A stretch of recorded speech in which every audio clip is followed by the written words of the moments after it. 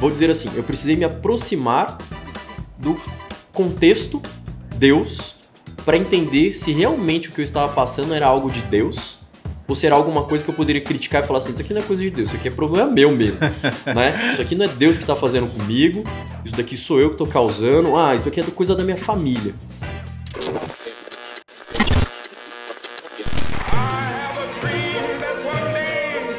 Everyone needs a coach. Thank you to all my wonderful teachers. Is the most powerful. I need inspire me. But it's quite true. Your time is limited. Yes, we can. Thank you.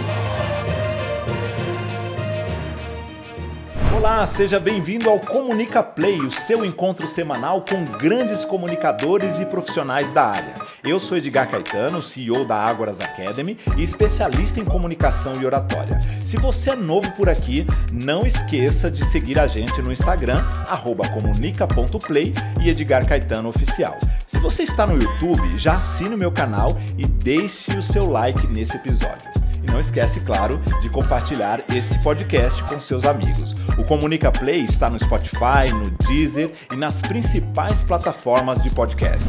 Irashaimase! Irashaimase! Irashaimase a mais um episódio do Comunica Play. Seja bem-vindo, bem-vinda. Tô falando japonês aqui, meio aportuguesado, aqui no Somebody Love, porque na minha frente hoje, um mestre, não da cultura nipônica, mas um mestre da neurociência, da neurolinguística.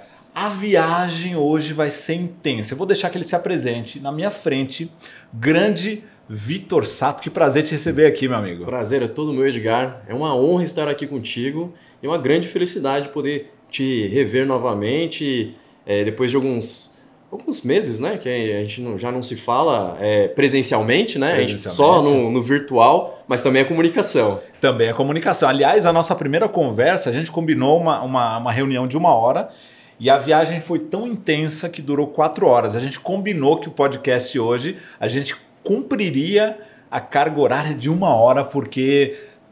E esse é o desafio. Vai longe. Esse é o desafio de concisão aqui. Você também tem esse desafio de começar a falar e não parar mais? Eu tenho esse desafio. Somos dois. Então vamos lá, agora que você já me ensinou um pouquinho de japonês. Que é isso? Uma palavra. Uma palavra. Quem é Vitor Sato na fila do pão da comunicação para a gente abrir aqui o nosso bate-papo? Ótima pergunta. Na fila da comunicação. Olha, tudo que a gente faz hoje é comunicação, então... Na grande parte do que eu faço hoje, a parte da educação, a parte da consultoria, coaching, mentoria. Então, tem bastante coisa que tem vínculo com a comunicação. E não tem como desvincular. É parte essencial do meu trabalho. Saber comunicar, saber expressar, saber interpretar, saber captar, né, por essa percepção sensorial, os estímulos, não só verbais, mas... também os vocais e o corporal. Que mais? Dessa parte de neurociência, né? Sou pós-graduado em neurociência e comportamento, estou fazendo mais uma graduação agora de neurociência e comportamento.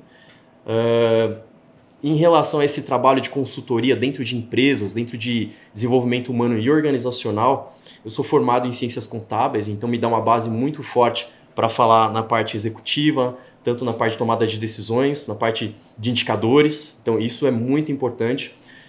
Depois a gente pode até falar um pouco mais sobre essa mentalidade de comunicação, porque difere tanto quando o pessoal mais sobe na carreira, parece que o pessoal só enxerga número, mas isso tem um motivo muito importante. E não é porque eles desconsideram as pessoas como pessoas, né? Como se vêem só números e engrenagens, mas a gente chega lá. Ótimo.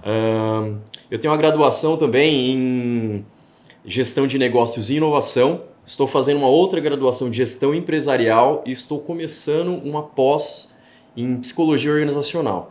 Porque tudo isso faz parte do arcabouço para trabalhar a cultura, o ser humano como indivíduo, na sua própria identidade, no ser humano coletivo, na sua identidade coletiva, na consciência individual, consciência coletiva.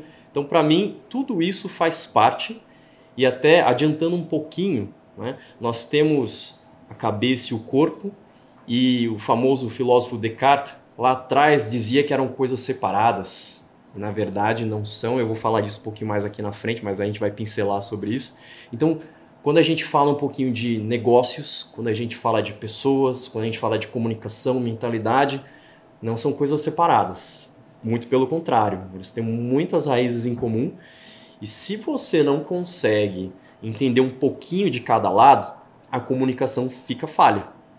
Tá? A sua interpretação, a sua expressão, a maneira como você percebe as pessoas e como você comunica. Então tudo isso faz parte desse arcabouço que eu utilizo para trabalhar e trazer o melhor, não só da pessoa como profissional, mas da pessoa como ser humano. Uau! Você já viu que a gente está falando de convidado aqui de peso, com toda essa bagagem. Vamos lá, Vitor. Antes da gente entrar no tema que você trouxe, que a gente vai explorar muito mais aqui, neurociência e comportamento humano, e a gente vai, obviamente, levar isso para esse viés da comunicação, você já fez spoiler. Conta um pouquinho para quem está nos assistindo, um pouco da sua história. De onde você vem, quais são as lições de vida que você traz, que você compartilha, situações que você acha importante compartilhar com a nossa audiência, para que as pessoas conheçam você, além de todo esse repertório que você tem na academia, esse repertório nos estudos, na pesquisa, que, sem dúvidas, é fantástico, e a gente vai explorar isso um pouco mais. Muito legal, Edgar, porque eu acho que através das histórias a comunicação acontece, a empatia surge, né? E a gente sente aquele engajamento. Então eu vou contar um pouquinho da minha história. Eu sou filho de pais separados. Eu tenho um padrasto hoje que, no segundo casamento da minha mãe, ele já veio com 3 filhos. Então era eu e meu irmão, né? Filhos da minha mãe e do meu pai. Quando a minha mãe casou novamente, mais 3 irmãos. Então eu morava no interior com os meus avós, após a separação dos meus pais. E quando eu voltei para São Paulo, né, eu estava no interior de São Paulo com os meus avós, eu e meu irmão. Então fomos criados por avós japoneses. Então aquela disciplina oriental, pessoal mais distante, né, mais com amor, mas com uma expressão diferente de amor. Diferente do calor humano do brasileiro, né? Ou do latino, né? Sim. Que é tudo beijo, abraço e troca ideia e tal. Então é alguma coisa um pouco mais calma, um pouco mais serena, um pouco mais até fria, por assim dizer. Põe casaco, tira casaco, põe casaco, tira casaco. Não podia perder a piada. Não, mas é bem assim, algo bem certinho, né? Sim. Então, quando eu voltei para São Paulo em 95, então, junto com a minha mãe e meu padrasto, mais 3 irmãos, então o que era eu e meu irmão, viramos 5, mais o meu pai, meu padrasto e minha mãe, 7 numa casa, então tumulto pra tudo quanto é lado, briga pra tudo quanto é lado, quem que era o filho preferido, aí não tinha só o preferido da mãe e do pai, mas agora da mãe e do padrasto, então tinha uma divisão. Não falo que isso é de maneira consciente, né, de nossa, esses aqui são meus filhos, aqueles não são meus filhos, nada disso, mas tem uma certa preferência e intimidade, até mesmo pais mesmo, né? Você tem um filho que é mais próximo, tem mais intimidade, mais vínculo. Então, relações conturbadas de adolescência. Meu pai foi morar no Japão depois que separou da minha mãe, então convivi à distância com ele, telefonemas a cada mês ou a cada bimestre, então carta, né? Você pega uma criança hoje para ler e escrever, não faz isso hoje, né? Então, com toda a tecnologia, os aparatos tecnológicos, então hoje cada vez menos. Mas na minha época também não foi diferente. Eu queria brincar, queria jogar, queria fazer várias outras coisas, não queria ficar na frente de um pedaço de papel escrevendo. Quando meu pai enviava a carta, eu lia quando ele mandava dentro de uma caixa, uma encomenda que vinha um monte de brinquedo. Aí eu lia, né? Então, para ver como que teve essa distância do meu pai, um relacionamento distante. Hoje, muito bem resolvido com os meus irmãos, né, com meu padrasto, meu pai já é falecido. Então, minha mãe separou do meu pai por questões de vício em bebida alcoólica. Sério? Né? Meu pai teve que ser internado, então minha mãe contou com a ajuda da irmã do meu pai, da minha tia, para internar meu pai, porque a minha tia viu também que ele estava num estado já que não dava mais para levar e tal. Então, assim, uma infância e uma adolescência bem problemática. Depois, morando com mais 4 irmãos, então tinha que dividir tudo, tinha aquele que é mais velho, aquele que é mais novo. Então, para você ver como que a gente vai passando por coisas na vida que a gente percebe que lá na frente só a gente percebe, né? Fala assim, cara, eu tive muita oportunidade de aprender a viver, a abrir mão, a compartilhar, a ter empatia, mas é que quando a gente está vivendo, a gente não aprende isso de uma maneira categórica, né? A gente vai aprendendo no sopapo, né? Quando a gente fala assim, eu falo pro meu filho, né? Papai tá aqui para te ensinar, vou te falar tudo aquilo que eu já sei, aquilo que eu vivenciei, e tem coisas aqui que eu não vou poder te falar que eu não passei, mas eu vou poder te falar porque eu sei que pode acontecer. E quando a vida te ensinar, vai ser um pouco mais duro, porque você vai passar por aquela situação. E eu tive que viver assim, né, até um certo ponto. E foi daí, então, desses problemas, né, de família, de questão de ficar para trás, de não me sentir pertencente à família, todas essas questões, ser ovelha negra da família e tal, que aí eu fui desencadear problemas de depressão, de solidão, de ficar me isolando, de ficar me excluindo da família, de ir para o colégio e me manter matriculado. Eu fiz o ensino médio, né, o colegial, em 5 anos. Eram 3, né? Primeiro, segundo, terceiro colegial. Eu fiz em 5. Isso porque quase que a escola me expulsa de lá, porque eles não queriam mais me ter lá. Caramba. Né? Então, mas por que eu fiquei lá? Porque ali era um porto seguro para mim. Eu ia para a escola, estudava, e aí eu comecei a faltar. Eu chegava para as aulas, faltava, matava a aula. Mas por quê? Porque eu não queria sair da escola. Isso você tinha consciência ou era subconsciente que você adotava esse comportamento para poder ficar um pouco mais? Tudo subconsciente. Eu só fui perceber isso, acho que uns 6, 7 anos atrás. Eu estava numa aula de faculdade de comunicação empresarial, e oratória, então estava conversando, e aí eu tive que fazer uma apresentação, então eu falei assim, me conta um pouco da sua vida, até onde você chega aqui nessa faculdade e tal, e aí eu fui quebrando lá, e teve o dia de apresentar o texto, né, de entregar o texto para o professor, e o dia da apresentação, então eu fui apresentar, eu apresentei e tal, e aí depois a professora foi dar o feedback das apresentações do dia, né, e foi muito interessante, porque ela virou e falou assim, gente, professora Cecília, a professora virou assim para a aula e falou assim, e o Vitor, né? Que com várias experiências negativas, algumas traumáticas, algumas problemáticas da adolescência mesmo, que não tem nada a ver com ele em si, mas com a fase da vida dele, e ele utilizou a escola como um porto seguro para ficar mais distante possível de casa. E lá ele ficou por mais 2 anos porque ele não sabia onde ele ia, não sabia o que ele ia fazer da vida, ele não sabia a carreira que ele queria escolher, ele só sabia que não queria voltar para casa. E aí, isso daí, na aula, me fez cair a ficha e falar assim, cara, eu só sabia o que eu não queria, mas eu não sabia também o que eu queria. Então, eu sabia uma coisa e não sabia outra. E muitas vezes a gente passa por isso na vida. Né? Às vezes, isso foi na minha adolescência. Na adolescência é um pouco comum isso acontecer. Porque o adolescente não sabe mesmo a vida. É interessante que você está falando de um salto de quantos anos? Entre esse fato e o presente momento em que essa ficha caiu. Deixa eu ver. Você passou mais de 10 anos, pelo menos? Uns 14 anos. Uns 14 anos. Já tem uma lição aí, porque tem momentos na nossa vida que a gente não consegue entender o que está acontecendo no exato momento em que acontece. A gente precisa muitas vezes de tempo ou de mais repertório, de mais bagagem para olhar para o retrovisor e falar assim, agora eu entendo por que eu me comportei assim. Exatamente. E a gente tem que conectar os pontos. Né? E muitas vezes a gente passa por situações na vida que a gente não entende naquele momento. E a gente tem que curtir aquele momento. E às vezes parece um pouco contraditório falar assim, cara, você está passando fome, você está com contas a pagar, você está devendo, ou você está passando por brigas conjugais, pode ser até mesmo no relacionamento familiar com os filhos, pode ser no trabalho. Curta o momento. Mas como assim curtir o momento? E aí que entra na parte da comunicação, que a gente tem que especificar um pouco mais. Né? A gente está passando por um fenômeno de simplificação, né, ou superficialidade na comunicação, Sim. que é tudo... Eu só vou usar essa palavra porque é uma palavra muito utilizada atualmente. Eu não gosto de falar palavrão, porque eu acho que isso denigre e traz energias que puxam a gente para baixo. Tudo é foda hoje. E se você quiser vender livro hoje, você coloca foda no título. Isso é uma superficialidade, porque você pode utilizar isso tanto para algo ruim quanto para algo bom.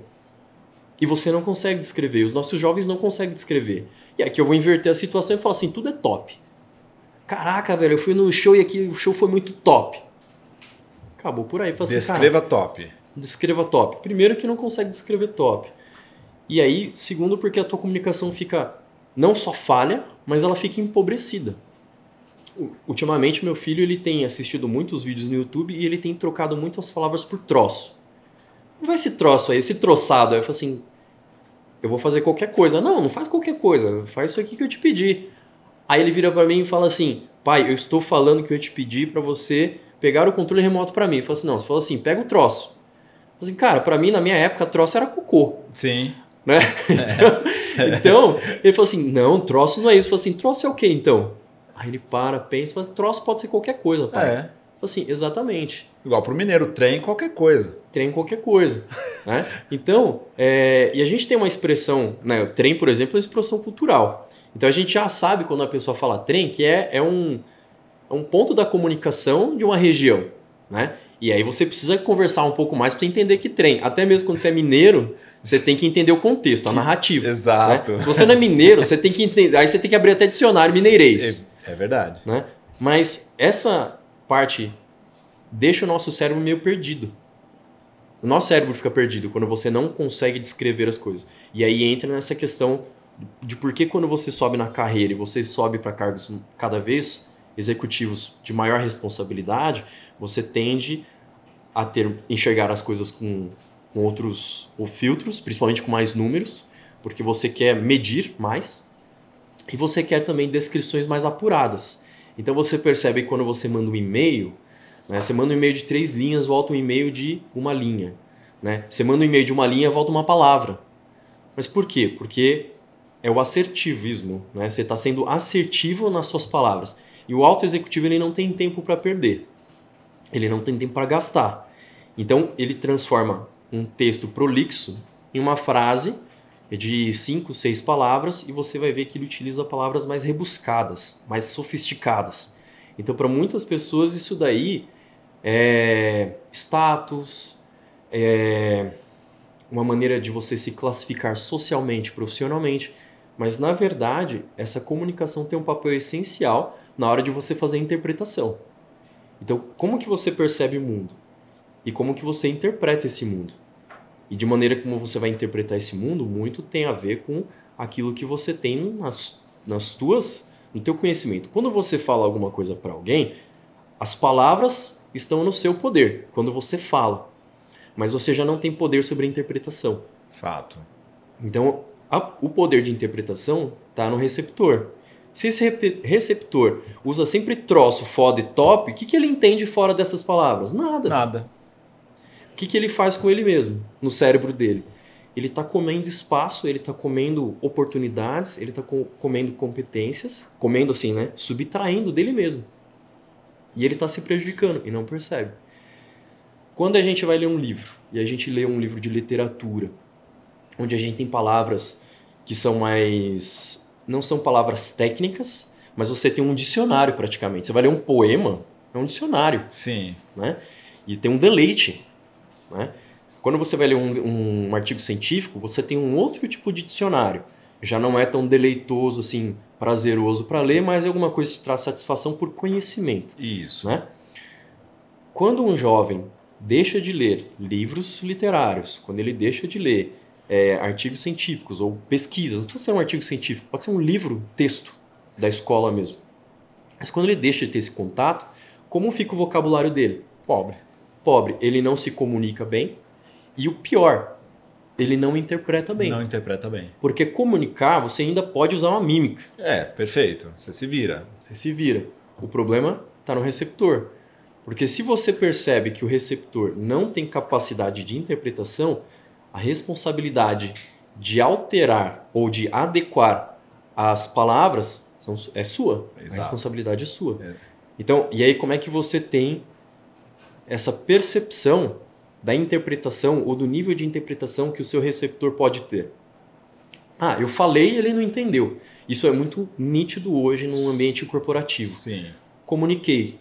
Você não me entendeu. No final do dia volta um negócio que eu não pedi, que não era bem aquilo. Aí o que acontece? Passei o bastão. Se foi feito, foi feito. Se não foi feito, a culpa é dele. Isso. Né? Então, aí o que começa a entrar num papo mais de liderança e gestão é: se você delegou a tarefa, você delegou a tarefa, não a responsabilidade do resultado. Então, se eu deleguei para o Edgar tem que fazer a tarefa, e se ele não fizer, não é o Edgar, sou eu. Porque eu não fui capaz de orientar, gerir, guiar o Edgar naquela tarefa. Então, esse papo de, eu comuniquei e não foi feito, não, a culpa não é minha. Isso daí não pode existir. Não deveria existir no mundo corporativo, mas isso é um tipo de vitimismo. Né? A pessoa fala assim, não, isso daqui, como é que você vai colocar a culpa em mim, se a culpa é dele?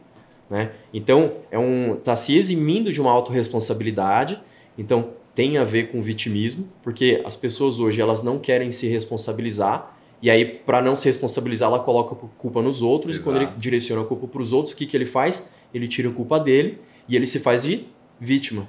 Vocês estão apontando o dedo para mim, mas a culpa não é minha, a culpa é de fulano. Então o que ele está tentando fazer? Tirar a culpa dele, se eximir da autorresponsabilidade, e tudo isso porque ele não conseguiu se comunicar nem com as pessoas ao redor dele, nem com ele mesmo.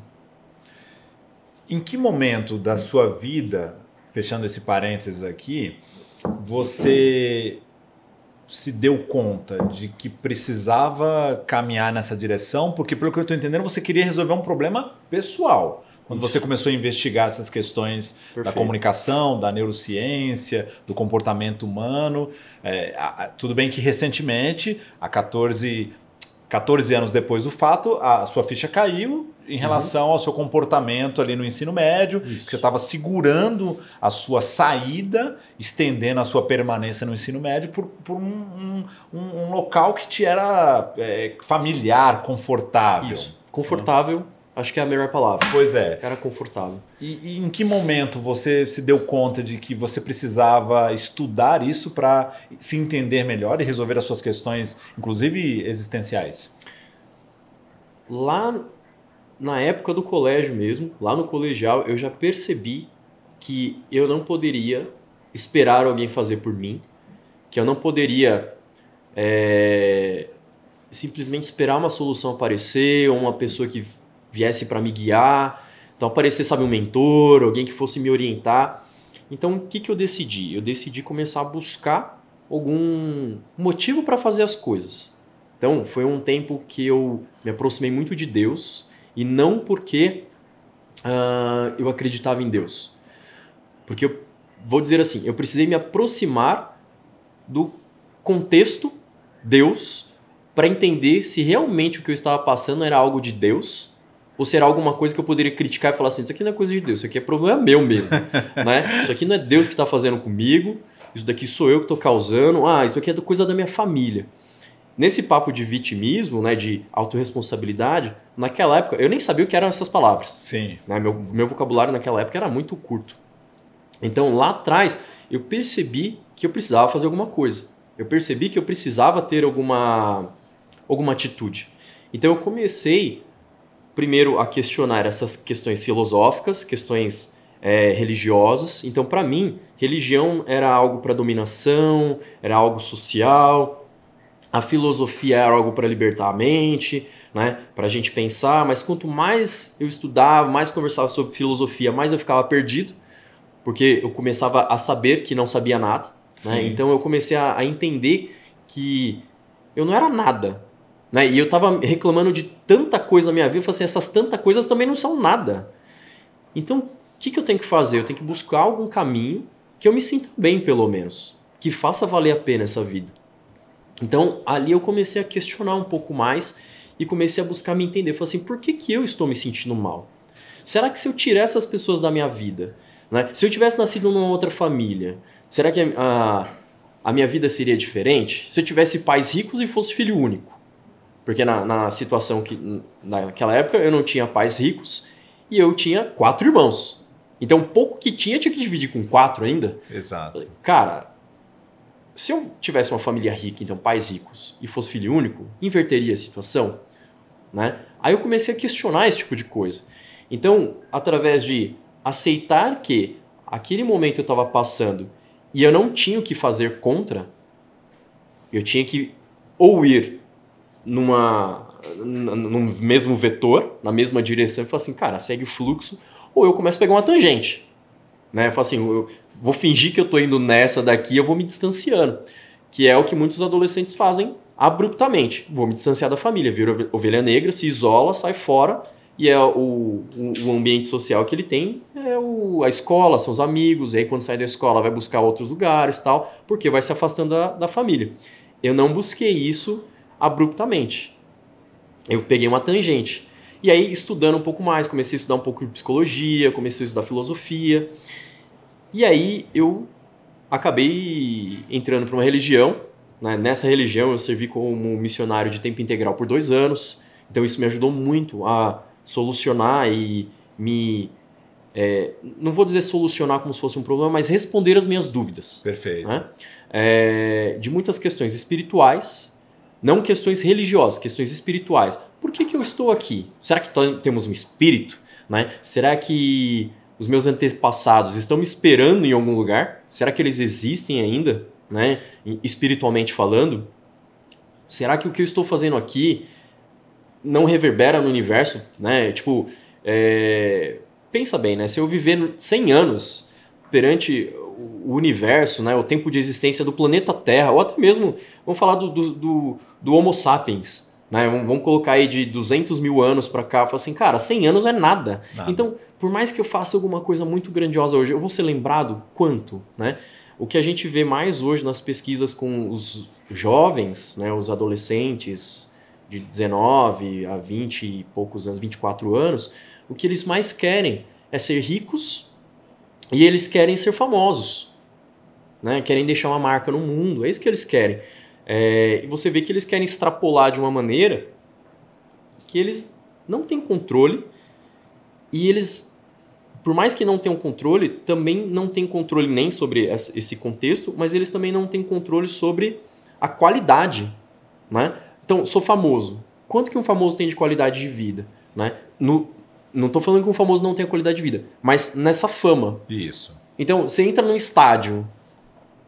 Qual que é a sua qualidade de vida no estádio, num palco lá, o cantor tá lá e tal. A qualidade de vida dele é porque ele está em evidência.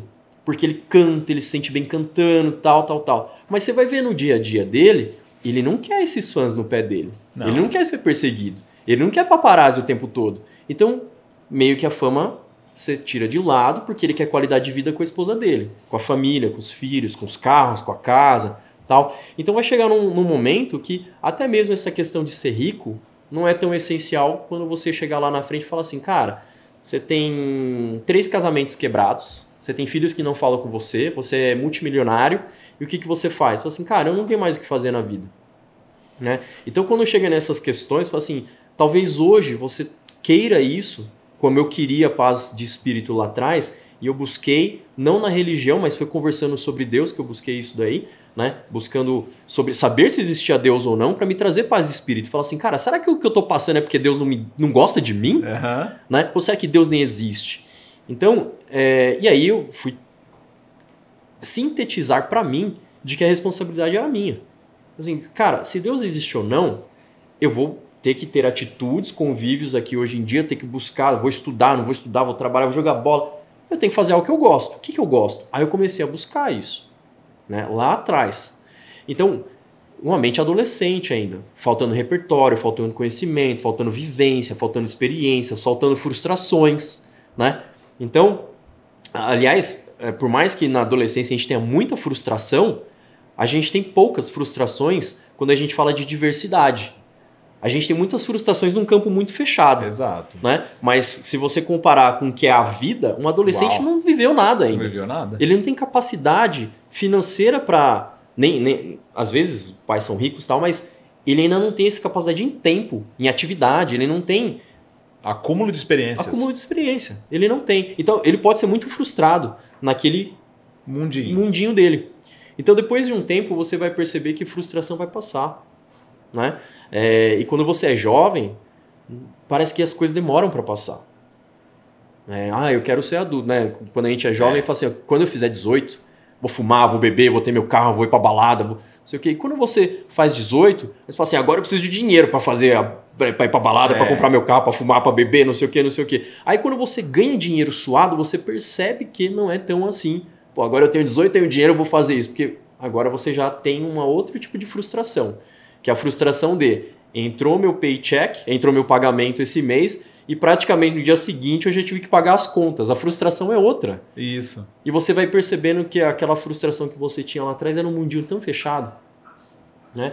Então você sente saudades daquela frustração. Você sente saudades quando a sua frustração era tirar nota baixa, Exato. Era ter que acordar cedo, ter que ir para a escola, ter que aturar colega chato, onde você pode simplesmente se afastar dele e não fazer nenhum trabalho com ele, porque a classe tem 40, 50 alunos, diferente de quando você trabalha com um cara na mesa do lado, você tem que trabalhar com ele. Né? E você tem que aturar, você tem que lidar com essa situação. Então você vai fazendo esse...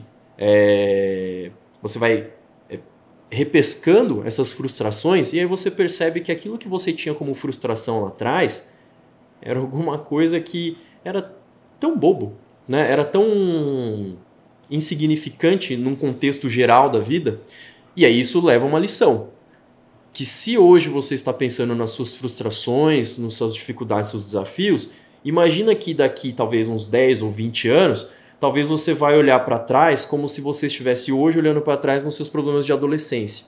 Fala assim, cara, hoje como adulto eu olho para trás e falo assim, nossa, frustrações insignificantes da minha adolescência. Daqui a 10 ou 20 anos você vai olhar para trás e vai falar assim, nossa, né? Hoje eu tenho 40, né? Tenho 39. Então, quando eu tiver 50, eu vou olhar para trás e falar assim, cara, aquelas frustrações de quando eu tinha 39... Pelo amor de Deus, né?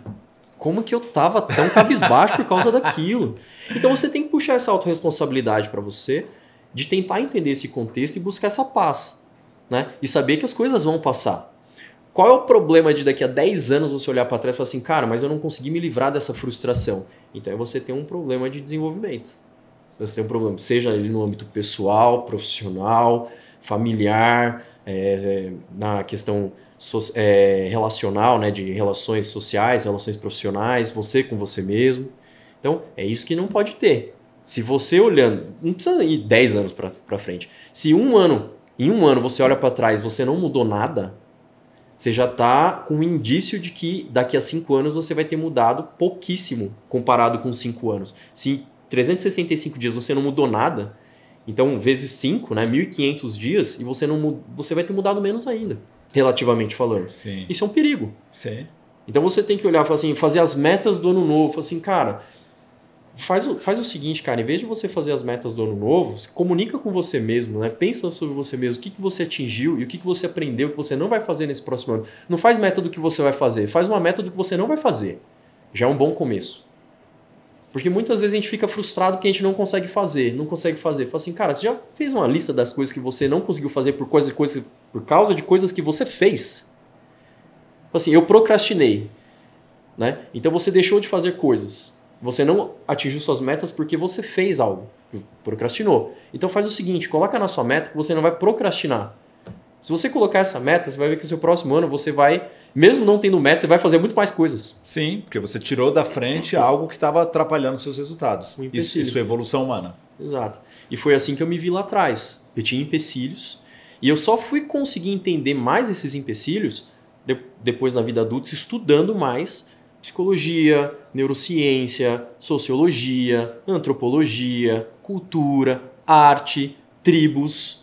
Até mesmo, hoje eu sigo vários no Instagram, no YouTube, eu sigo muitos professores de inglês, italiano, francês, alemão, japonês, coreano. Eu vou seguindo porque eles trazem curiosidades da terra deles, da cultura deles, para falar um pouco dos temas, de palavras específicas e tal. E eu vou tendo acesso a várias culturas para conseguir entender mais essa parte do ser humano. E aí, quando você estuda um pouco mais, que foi o que eu fiz, eu busquei entender um pouco mais, falei assim, será que esse problema é só meu? Será que esse problema é brasileiro? Será que esse problema é geral?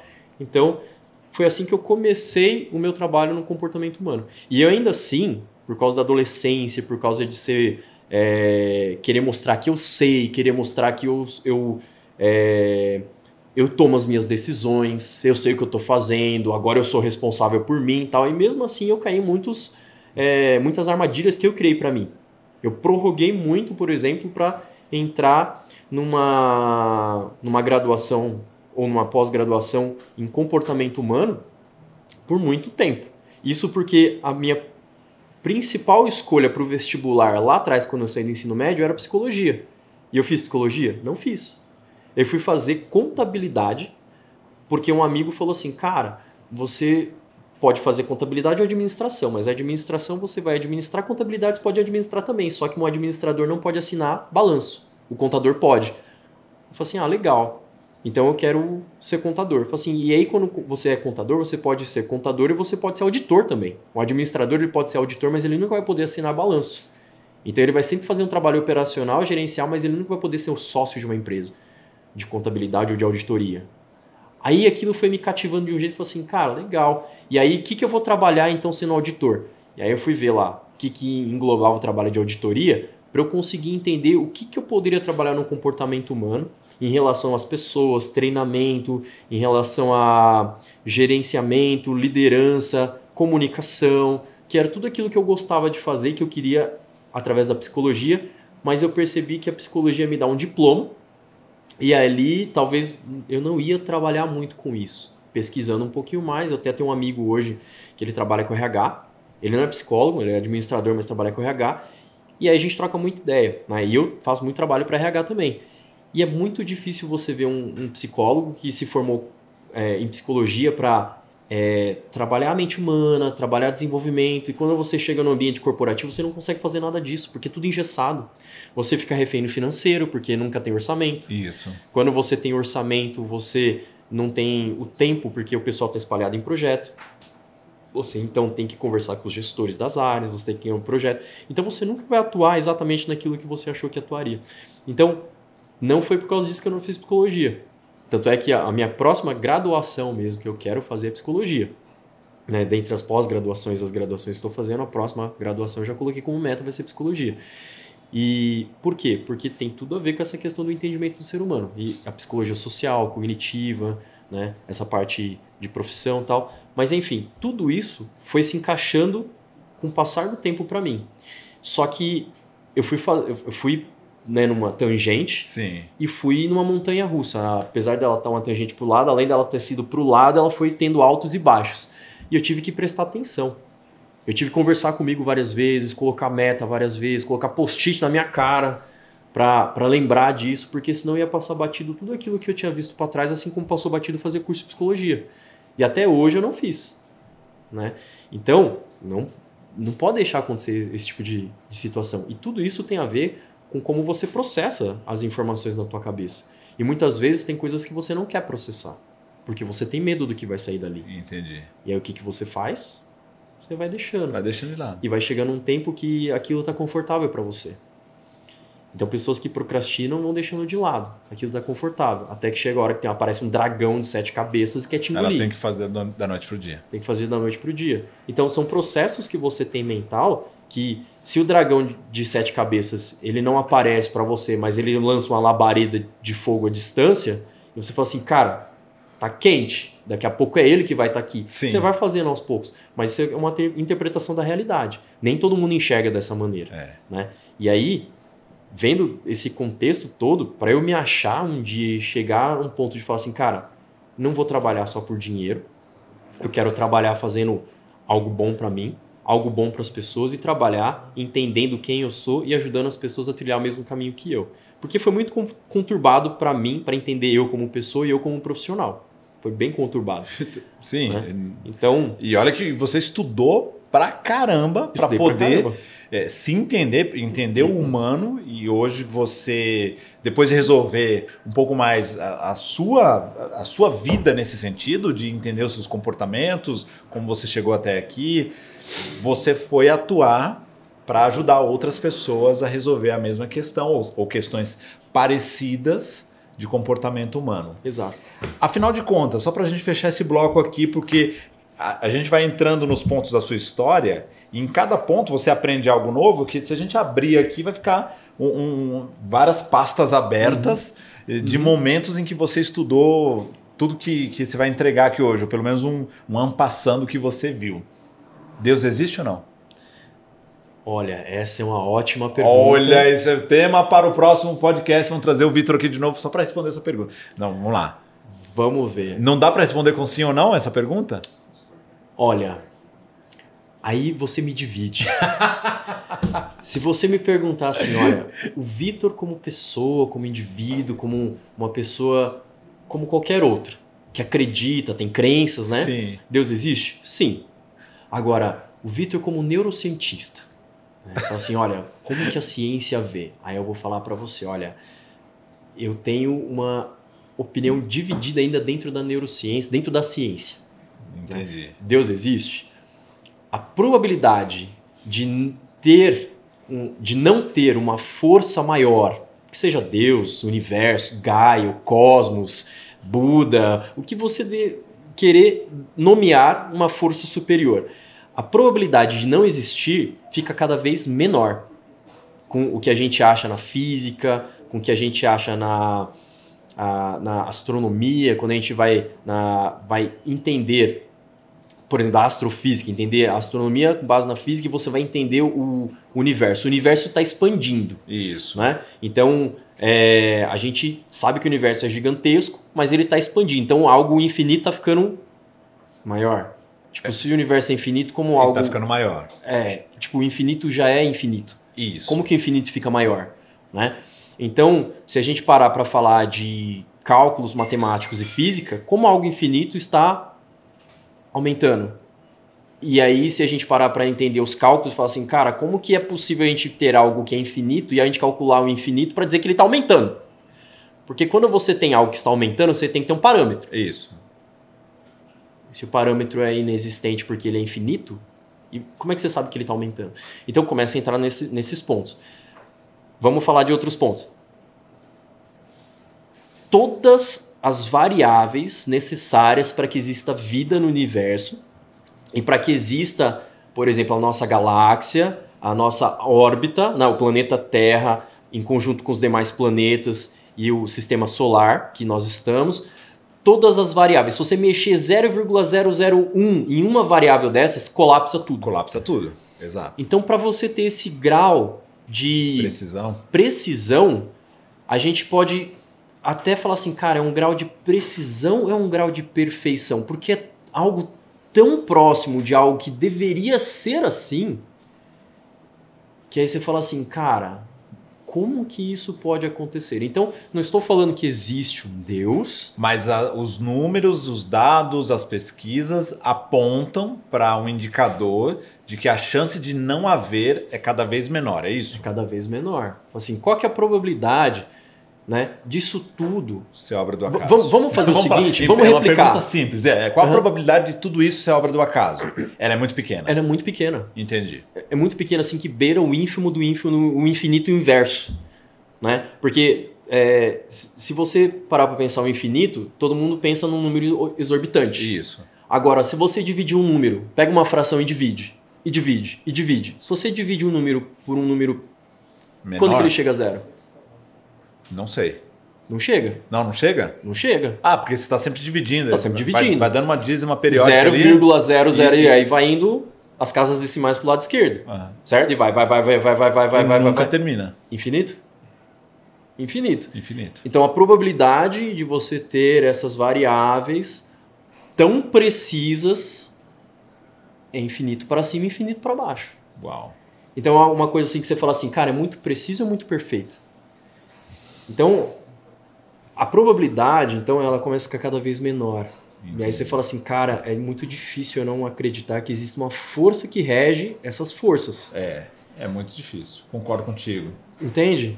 Então, se você vai falar assim, não sei se Deus existe ou não, mas, cara, eu acho que existe alguma força que coordena tudo isso, cara, porque para manter tudo isso estável, né, a gente tem... Agora eu não me lembro exatamente quantas são as variáveis estáveis que nós precisamos ter para que todo o universo continue sem colapsar.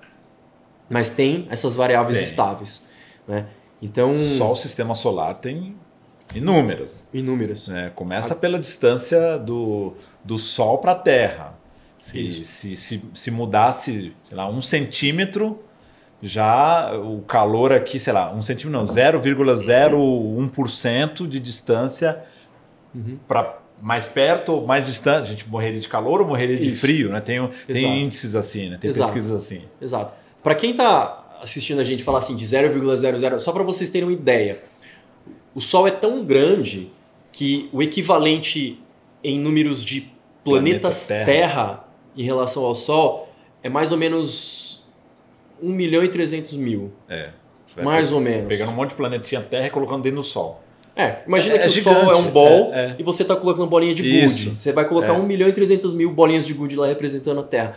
É muito grande. Então, e é uma estrela anã. Se a gente tem um vídeo no YouTube que fala, né, o universo em expansão, ou, sei lá, o universo visível, é isso. Coloca lá no Google, no YouTube, universo visível. Ele vai mostrando, né, a projeção da Lua, Terra, tá, Saturno, Sol, e aí o Sol é uma estrela anã, daqui a pouco tem uma estrela média do lado do Sol, que engole o Sol milhares de vezes. Há uma estrela... Aí você vê como é absurdo. É absurdo. É absurdo. Te fala até mais um ponto interessante aqui para compartilhar, né? Quando eu fui auditor, né? Eu fui auditor da PwC por quase 4 anos, e quando eu entrava para auditar os balanços, via os números contábeis, né? Chegava num ponto que eu me perdia, porque você tinha lá, né? Olha, toda vez que você vai apurar os dados, você tem uma divergência que você tem um desvio, você tem um limite que você aceita, né? Por quê? Porque a gente não via na unha cada número. Então você tem um desvio ali que você aceita. Teve um trabalho que eu fiz que o limite aceito era 5 milhões de reais.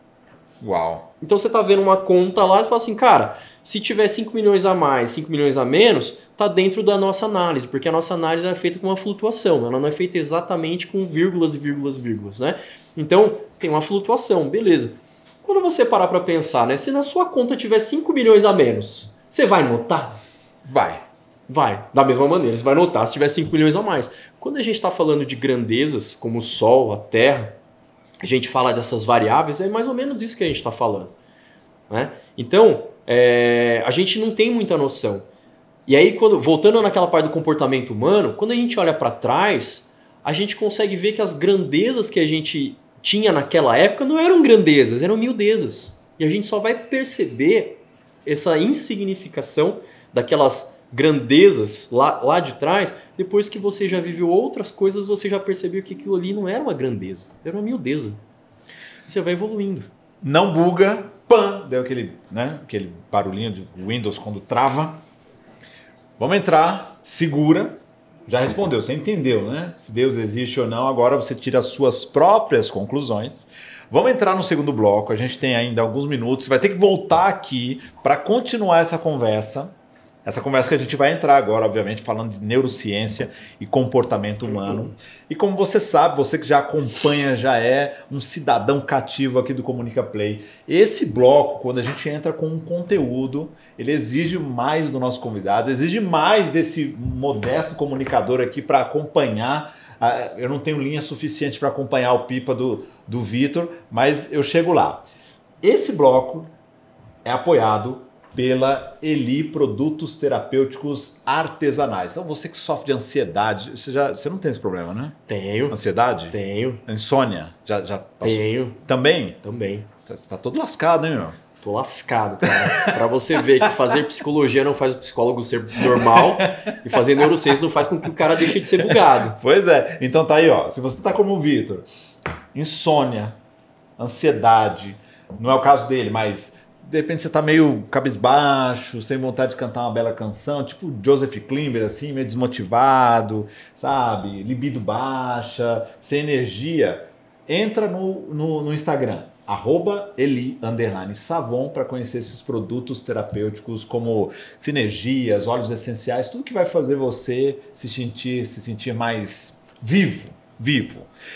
Por falar em vivo, neurociência e comportamento humano. Por que você escolheu esse tema, já que a gente não vai ter tempo para explorar muito ele aqui? Brincadeira, a gente vai explorar o máximo possível, aí você volta para o capítulo 2 para a gente continuar falando sobre isso. Bora lá. Lá atrás, né, quando eu estava tentando decidir o que eu ia fazer da vida, eu queria trabalhar com alguma coisa que eu pudesse usar eloquência, né, que eu gosto de falar. Eu descobri isso bem depois, que eu era tímido, introvertido, coisas que eu tive que aprender a lidar na minha vida. Eu também né? era tímido, introvertido. Então, hoje nós dois aqui falamos pelos cotovelos. As pessoas falam, exatamente. como assim? Você não é tímido, você não é introvertido, né? Mas não é bem por aí, né? Fica pra frente, né? Mas eu tinha essas dificuldades e aí eu comecei a perceber que era gostoso falar, que era gostoso comunicar. E por que eu comecei a perceber isso? Por causa daquela minha busca por informação de propósito, informação de saber por que eu tô aqui, Deus existe e tal. Então eu comecei a conversar mais com as pessoas e eu percebi que muitos medos que eu tinha de, cara, eu vou conversar e eu vou me olhar como um patinho feio. Eu falei assim, cara, se você já tá na merda, sabe? Mergulha, né? Se você já pisou, abre os dedos, né? Abre os dedos, exatamente. Então, foi assim que eu me senti. Eu falei assim, cara, eu não tenho mais o que perder. Eu só tenho o que ganhar aqui, ou me deixar com mais dúvidas, né? Então, e aí eu comecei a perceber que eu queria falar mais com as pessoas, conversar mais, explorar mais. E aí eu comecei a pensar em trabalhar, não como CLT, mas como autônomo. Assim, cara, eu quero... Se tudo depende de mim e a responsabilidade na minha vida está comigo, então eu vou vender. Eu quero ganhar dinheiro, então depende do que eu posso fazer. Então eu comecei a trabalhar essa parte da minha timidez, da introspecção, da vergonha, tudo para sair e conseguir ser eloquente. Né? E aí eu comecei a entrar na parte de vendas, na parte de marketing. Até hoje... Né? Na minha primeira graduação, a professora de psicologia virou para mim. A gente tinha uma aula com o pessoal de contabilidade e marketing juntos, porque era a mesma aula de psicologia que dava para os dois. Então, eu juntava as duas salas e a professora sempre perguntava, eu levantava a mão e conversava. Ela olhava para mim e falava assim, você tem certeza que você é do curso de ciências contábeis? Que você não é da turma de marketing? Né? Porque desde aquela época lá, né, já estava na graduação, então eu já estava mais desenrolado. E aí eu percebi nessa questão de marketing que eu tinha essa vocação para vender, para falar. E aí eu comecei a estudar um pouco mais dessa parte de como que a pessoa pensa e como que ela pode ser influenciada a tomar decisões.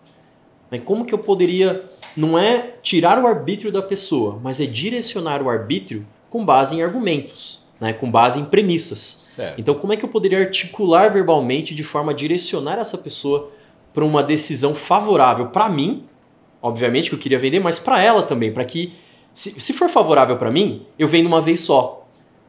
E aí eu ganho um dinheiro uma vez só. Se for favorável para mim e para ela, eu vendo e ganho dinheiro e ela eu conquistei, fideliza. E aí eu ganho mais dinheiro futuramente. Então, sempre nessa troca de eu preciso induzir a pessoa para um caminho ou persuadir para um caminho, mas eu não posso ser antiético, eu não posso ser imoral, eu não posso ser amoral, eu não posso ser um falso, né? Eu não posso ser um hipócrita. Por quê? Porque uma hora essa máscara vai cair. E se isso cair, eu perco a galinha dos ovos de ouro. Não é vender uma vez, é vender várias vezes.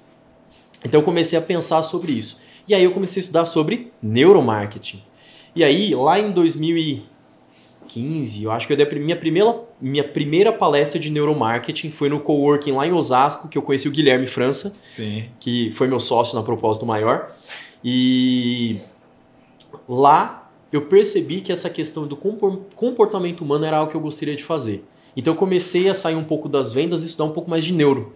Então o neuromarketing, o marketing continua presente na minha vida, porque eu tenho que fazer a parte do marketing e tal, mas a parte do neuro eu fui entrando um pouco mais. E aí, percebendo que esse campo de neuro era algo tão vasto e multidisciplinar, a parte de neurociência você não consegue fazer por uma graduação e você vai falar assim, eu fiz uma faculdade... Né? Hoje tem alguns cursos, mas se você explorar os cursos, você vai ver que tem multidisciplinar, tem disciplinas de várias áreas, você precisa entender várias áreas. E aí, aquilo ali, cara, para quem gosta de buscar, tá buscando mais conhecimento, buscando entender como que o mundo funciona, como a mente funciona, como a sociedade funciona, se Deus existe, se Deus não existe, como é que isso influencia as pessoas na tomada de decisão, eu falei assim, cara, eu achei meu lugar. Então eu comecei a buscar isso daí. Um dos meus post-its de meta era fazer uma graduação ou pós-graduação em neurociência. E eu fui lá e cumpri essa minha meta, né? Então foi assim que eu cheguei lá, né? De querer vender mais de querer entender os processos cognitivos de relacionamentos, de relações, e entender como a mente funciona, eu fui acabar chegando hoje num ponto de não apenas entender como a mente funciona para eu vender mais, mas como para evitar perdas, evitar custos, melhorar processos, melhorar relacionamentos, melhorar o relacionamento não é só interpessoal, mas intrapessoal, Isso. interpessoal na profissão, na sociedade, na família, conjugal, né? Então, de inúmeras maneiras. E o cérebro é uma caixinha de surpresas, tem muita coisa, né? Se você vai falar assim,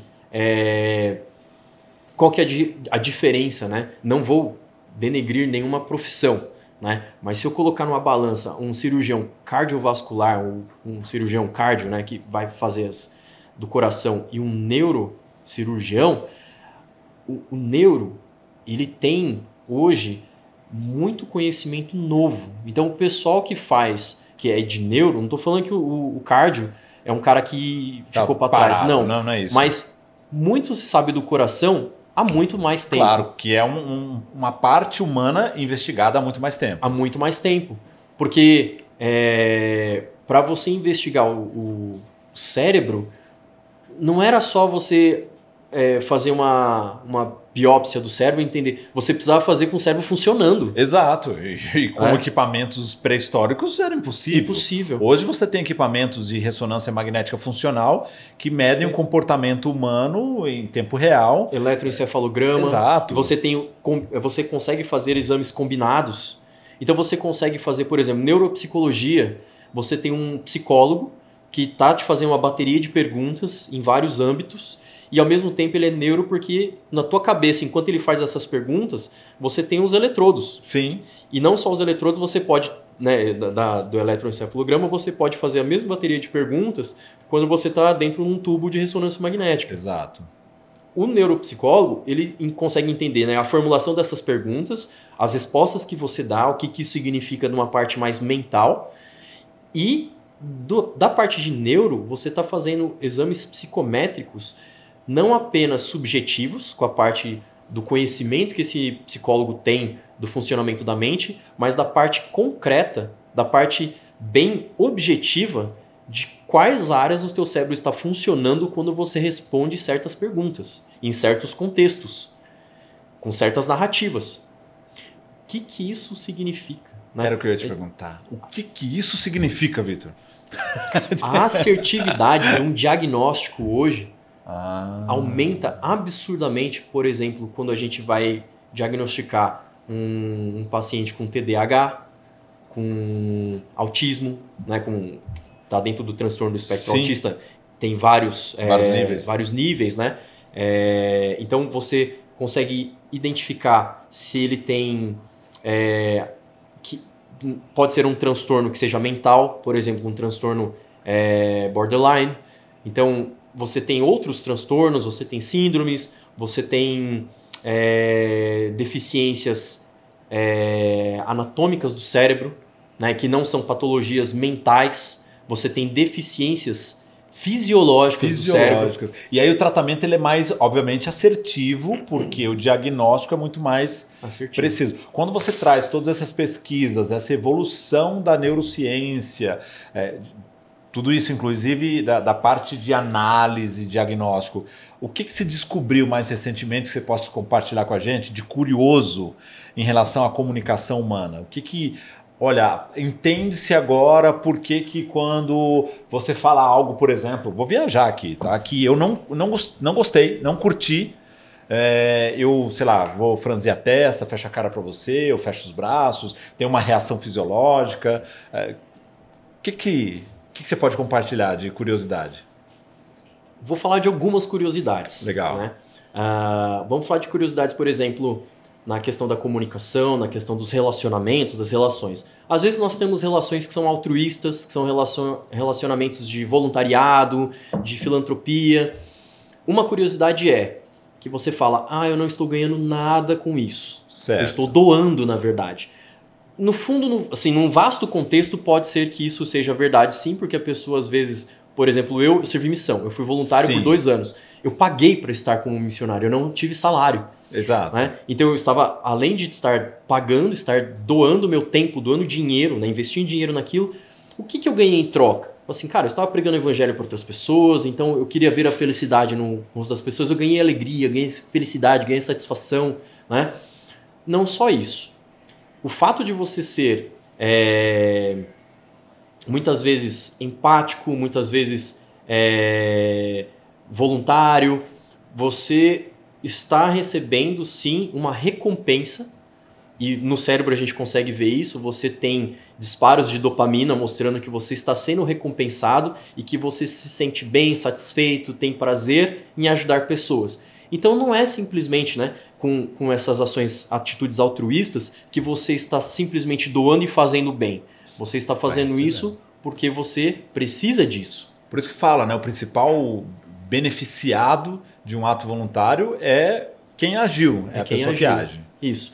A gente tem a serendipidade, né? Isso, que é fatos aleatórios que acontecem através de fatos aleatórios. Não é apenas um fato aleatório acontecer, são fatos aleatórios decorrentes de fatos aleatórios. Eu gosto da definição de serendipidade como o acaso vestido de roupa nova. O acaso vestido de roupa nova. É o acaso que vem do acaso. Exato. Então, por exemplo, eu vim para cá hoje, eu decidi vir de carro. No meio do caminho eu vi que estava trânsito, eu decidi parar o carro no estacionamento e peguei um metrô. Isso. E eu vim para cá no metrô. Então, eu estava programado para vir de carro, mas por causa de um acaso, eu decidi vir de metrô. E porque eu vim de metrô, eu posso ter visto uma pessoa, ter feito alguma coisa, ter encontrado um amigo no metrô. Perfeito. Então, é um acaso gerado de um acaso. A gente vê que esse tipo de situação ajuda a gente a liberar essa questão de dopamina, e toda vez que isso acontece, o acaso gerado do acaso te promove alguma recompensa, algum benefício, isso começa a funcionar como um reforço positivo para que você comece a fazer isso mais vezes. Então isso começa a te estimular cada vez mais a ter atitudes assim, e isso começa a te gerar mais dopamina. Chega um certo ponto que você não precisa exatamente fazer isso, mas só o fato da expectativa de fazer já te libera dopamina e você já se sente satisfeito. Caramba, isso explica, Vitor, porque, por exemplo, eu tenho tanta paixão por conversar com desconhecidos. Tem dias que, obviamente, o meu humor não permite, porque, claro, não é todo dia que você está disposto, extrovertido, tem dias que a gente fica mais na caverna. Mas, normalmente, no meu Pareto, no meu 80-20, eu abordo as pessoas de forma bem aleatória no supermercado, olho o crachá da funcionária, falo o nome dela, cumprimento as pessoas no elevador e, se tem uma oportunidade, puxo o assunto, às vezes por causa de uma criança, um doguinho, alguma coisa assim, só a expectativa de fazer isso já me dá uma certa satisfação, uma alegria. Se isso acontece e tem uma resposta boa, a pessoa reagiu bem, interagiu, perguntou o que eu faço, eu pergunto o que ela faz, trocou ideia, e dali às vezes surgem oportunidades de negócios, de relacionamento, inclusive. Isso explica por que pessoas como eu e você gostamos de fazer isso? Explica exatamente o que acontece. Falando da dopamina, explicando por que você se sente motivado ou estimulado a fazer. A dopamina é o hormônio da motivação, da recompensa. Então, quando você tem uma recompensa através de alguma atitude ou de uma ação, alguma atividade, você se sente recompensado, você tem aquela sensação de prazer e aí aquilo te reforça algo positivamente, né? E aí você começa a perceber que fazer aquilo te faz bem. Chega até um certo ponto de só o fato de pensar que isso pode acontecer já te faz bem. Verdade. Que é o que acontece com pessoas motivadas através da dopamina. Esse processo, esse circuito neural da dopamina, ele fica mais ativo quando você tem mais essa mentalidade, né? E essa mentalidade, perceba, né? Mentalidade é a parte de como você pensa. Isso. Mas ela é ativada por algo que não é apenas mental, é algo neurológico. Então, quando ele tem esse disparo neurológico para você e você vai reforçando isso, você está condicionando a sua fisiologia a agir dessa forma. Então, quanto mais a gente pratica isso, mais a neuroplasticidade, mais o nosso cérebro cria esse caminho e reforça essas vias neurais. É como se a gente tivesse... sabe, raízes? Sim. As raízes vão se fortalecendo. Entrelaçando. Isso. Vão se entrelaçando mais, vão crescendo mais e vão ficando mais fibrosas, mais fortes. Grossas. Exato. Então, quanto mais você alimenta isso, mais o seu circuito neural da dopamina ele está se fortalecendo. Então, automaticamente, o que acontece com você? Na tua parte mental, você procura alguma explicação. Nem sempre essa explicação você consegue explicar. É verdade. Ela não vem. Falta palavras, às vezes. Falta até a expressão, falta vocabulário. Falta repertório para explicar o que está acontecendo. Exato. E às vezes não é repertório de palavras. Falta uma articulação verbal mesmo. Uma articulação mental do que está acontecendo dentro da tua cabeça. Caracas. Você fala assim, cara, mas eu sou um comunicador. Eu leio dicionário. Né? eu sei muitas palavras. E aí você fala assim, cara, mas me falta contexto, eu não consigo te colocar em uma frase o que está acontecendo na minha cabeça. Então, o fato de você estar sempre buscando essas sensações de prazer ou de satisfação em conversar com as pessoas, e quando isso acontece, você fica mais animado, você está fazendo com que, através da neuroplasticidade, o teu cérebro, a fisiologia dele fique cada vez mais firme nesse circuito. E você fica cada vez mais motivado, estimulado a usar esse circuito. E pode acontecer o contrário. Você fica cada vez menos motivado porque você não fortalece esse sistema. Tem cérebros que têm alguma disfunção, ou seja por disfunção de neurodesenvolvimento. Então, por exemplo, quem tem TDAH tem uma dificuldade de processar certas ações cerebrais, tá? Não é consciente, é o cérebro que processa. Sim. Então, o cérebro dessa pessoa tem dificuldade de ter processamentos, certos processamentos cerebrais que deveriam acontecer ao mesmo tempo. Ele processa, só que separado. Então, por exemplo, vou dar um exemplo, tá? Uma analogia. Você consegue dirigir, ouvir música e você consegue mexer a seta. Isso. Né? Trocar marcha. Então, você consegue fazer esses processos. No piloto automático. Piloto automático. Então, tem gente que fala assim, cara, eu só consigo dar seta quando eu tô com o volante reto. Então, eu sei que eu vou virar lá, eu não posso virar o volante e dar a seta, porque eu não consigo processar. Eu só consigo ou estar fazendo a curva já, ou quando o volante está reto, eu não estou prestando atenção no volante, agora eu vou mexer a seta. Entendi, porque aí então, ele consegue ter precisão e consciência daquele novo movimento. Exato. Agora, um piloto de Fórmula 1, o cara não só faz a curva, troca a marcha, mas ele consegue mudar o torque do motor enquanto ele está dirigindo, fazendo curva debaixo de chuva. Rádio. Respondendo rádio, conversando, e ele sabe qual é ele está cronometrando qual que é a próxima curva, porque ele sabe em quanto tempo ele vai chegar lá, não consciente, mas ele sabe em quanto tempo é a próxima curva, qual que é o ângulo de entrada e tal. E ele consegue fazer tudo isso. Não sei se você já viu um piloto de um volante no cockpit. Antigamente o volante tinha nenhum botão. Hoje tem uns 12. 12 botões. Um videogame quase. Um videogame. Você fala assim, cara, enquanto ele está dirigindo, ele está acionando os botões? Sim. Uma pessoa com TDAH, então, ele tem essa dificuldade de fazer essas ações concomitantes que são necessárias para que ele tenha uma aprendizagem, que ele consiga pegar as informações, tirar da memória operacional, da memória executiva, né, ou memória de trabalho, que é a memória que você está usando naquele momento, e passar para a memória de longo prazo. Ele tem dificuldade de fazer isso, porque ele troca tão rápido de processos cerebrais, que aquele processo cerebral que faria essa transmissão, essa transferência de informação, ou consolidação de informação, meio que ele corta. Porque o processo ficou inacabado, porque ele não é um processo concomitante que ele está fazendo. Então a mesma coisa que eu estou dirigindo um carro de Fórmula 1, e por mais que eu continue sendo piloto de Fórmula 1, eu vou ficando para trás.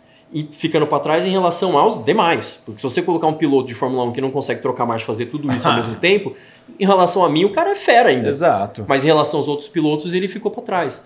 Então não é que uma pessoa com TDAH é uma pessoa que está para trás dos outros. Não. Tem coisas que ela não vai conseguir fazer igual as outras pessoas. O cérebro processa diferente. A memória processa diferente. A aprendizagem processa diferente. Até mesmo a comunicação. Porque às vezes ela começou a falar e ela nem terminou de falar, ela mudou de assunto. Porque ela tem essa hiperatividade. Mas essa questão do pensamento acelerado e do atropelar o que a pessoa mesmo está dizendo não é só quem tem TDAH. Não. É um problema um pouco mais amplo. Tem muita gente que tem essa não vamos essa confundir. dificuldade, Isso. exato, essa Não vamos dificuldade de confundir. comunicação, porque a pessoa pensa muito rápido, não presta Isso. atenção enquanto você fala, ela já está pensando o que ela vai falar, aí você faz uma pergunta, você acabou de desconstruir todo o meu raciocínio, porque eu não estava prestando atenção no que você estava falando, eu estava construindo o meu raciocínio, você me faz uma pergunta, você me quebrou as pernas. Então, tem uma questão aí de, sei lá, eu vou simplificar aqui, de distração, de falta de foco, de falta de presença, o que acontece? Sim, nessa questão da percepção, né, existe essa questão da percepção e da interpretação, ou do que a gente sente. Né? Então, quando eu passo, por exemplo, né, se eu passar a mão no seu braço, né, você vai falar assim, você está sentindo ou você está percebendo? Né? Então tem uma diferença entre perceber, que é a percepção, e o sentir, que tem a ver com os sentidos, tem a ver com as sensações, tem a ver com os sentimentos. Então a gente tem que tomar cuidado com a palavra, por isso que o vocabulário não pode ser empobrecido, porque senão a gente não consegue discernir o que a gente está falando. Então, quando a gente fala de percepção, a gente está falando dessa parte sensorial, da captação externa, e vamos trazer para dentro. Então o corpo está sentindo. Então às vezes você está no ambiente e você está sentindo frio. Você só vai perceber que está sentindo frio quando o nariz está escorrendo, você está com dor de garganta, você está arrepiado, você começa a encolher. O teu corpo já estava sentindo isso. Então o teu corpo percebeu, mas você não. Tá? Então são processos separados. Muitas vezes as pessoas elas estão ali trabalhando essas percepções, então ela está ouvindo, mas não está escutando. São coisas diferentes. Isso. Ouvir está mais vinculado à parte de percepção, que é a parte de utilizar os órgãos. O ouvido, né, o órgão receptor, né, o sensorial, e o escutar tem mais a ver com o processamento, que é a interpretação, que é a parte da mentalidade, né, da de como que decodificação, exatamente, do entendimento do que está sendo dito. Exatamente. Então, nessa parte da mentalidade, essa pessoa ela pode ter, sim, fatores neurológicos envolvidos, como o TDAH. Então, você está conversando com a pessoa e ela se distrai muito fácil, porque ela tem uma dificuldade de manter o foco. Dificuldade de manter a atenção dela.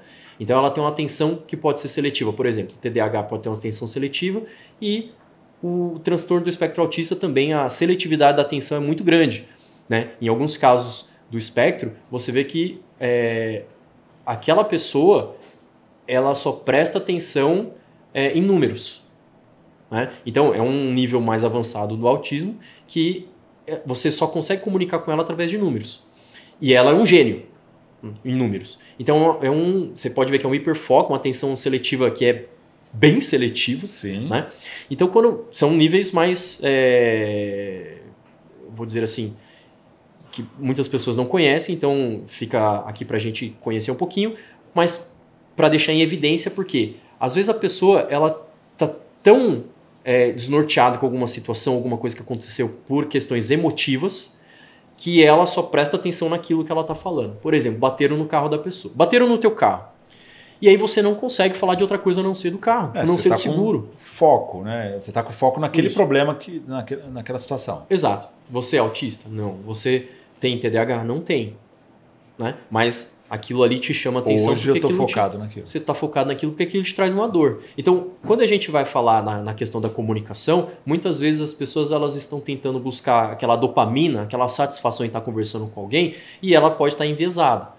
Pode ter algum transtorno? Pode. Por exemplo, o narcisista. Ele quer aparecer, ele quer ser reconhecido. Isso. Ele quer ser adorado, né? Ele quer ser... Não é só ser reconhecido, ele quer ser adorado. Ele é o centro das atenções e tal, né? Então, você percebe que essa pessoa aí, ela tem um transtorno narcisista. Sim. Então, esse transtorno pode fazer com que ela tenha dificuldades na comunicação justamente porque ela mente para poder aparecer, para receber mais atenção, seu foco, seu centro das atenções. Exatamente. Uma pessoa narcisista, ela inventa coisas, ela omite coisas, ela inventa coisas absurdas, né? Então, e muitas vezes ela faz isso porque ela quer receber essa dopamina, ela quer se sentir recompensada. Esse é um exemplo do quanto que essa necessidade dopaminérgica que essa pessoa tem faz com que mude a atitude dela no dia a dia. Mas estamos falando de um transtorno. Sim. Vamos pensar numa outra pessoa que não tem transtorno, uma pessoa saudável mentalmente, neurologicamente, não tem nada. Pera, Vitor. O pessoal da produção está me dizendo aqui, que você falou narcisista, já deve ter mexido com alguém. Brincadeira. Sim, diretor. Ah, entendi. Tá bom. O pessoal da produção tá me dizendo que o papo tá muito bom. O nosso tempo desse episódio já se esgotou. E vai acontecer algo agora inédito que nunca aconteceu no Comunica Play. Você vai voltar aqui na próxima semana para a gente continuar essa conversa, terminar esse bloco sobre neurociência e comportamento humano aplicado à comunicação. E a gente vai decupar um pouco mais isso, porque o assunto tá bom, a conversa tá boa e esse papo vai render para a gente depois chegar no tão esperado pinga-fogo para você responder de bate-pronto perguntas capciosas aqui do nosso roteiro. Caramba! Combinado? Combinado. Então, Combinado. Nos vemos no próximo episódio do Comunica Play. Você que ficou com a gente até agora, volte no próximo episódio. O Vitor vai continuar essa conversa falando sobre neurociência e comportamento humano aplicado à comunicação. É um papo denso, papo pesado, cabeça, mas que vale a pena. E eu espero você e o Vitor no próximo episódio do Comunica Play. Até lá!